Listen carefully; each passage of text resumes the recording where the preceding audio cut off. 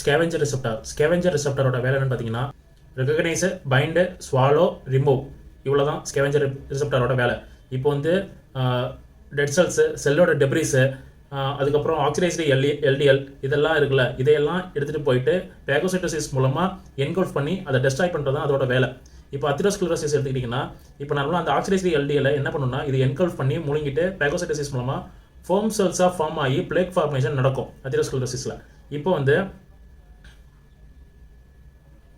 Scavenger ரிசெப்டர்ஸில் ரெண்டு விஷயம் இருக்குது. ஒன்று SRA இருக்குது, இன்னொன்று CD36. இந்த CD36 வந்து TLR லைக் ரிசெப்டார் மாதிரி வேலை செய்யும். இது என்ன பண்ணணும்னா, பைண்ட் பண்ணிவிட்டு இந்த CD36 போய் அந்த செல் டெப்ரிஸ் இதெல்லாம் இருக்குல்ல, இதை போய் பைண்ட் பண்ணிவிட்டு இந்த TLR இருக்குல்ல அவங்கள்ட்ட போய் ஒப்படைச்சிடும். அதுக்கப்புறம் அவங்க வந்து அந்த சைட்டோகைன்ஸ் எடுத்து வந்து இதை கொண்டுட்டு இன்ஃப்ளமேஷனை உருவாக்கி கொண்டுருவானுங்க அதை.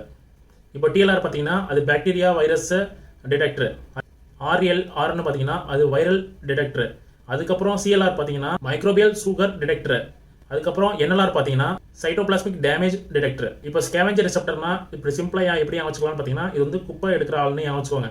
அது வருது நம்மளோட டென்ட்ரைட்டிக் செல்ஸு, எண்டோத்லியல் செல்ஸு, மேக்ரோபிச்சஸ் மேலே உட்காந்துருக்கு.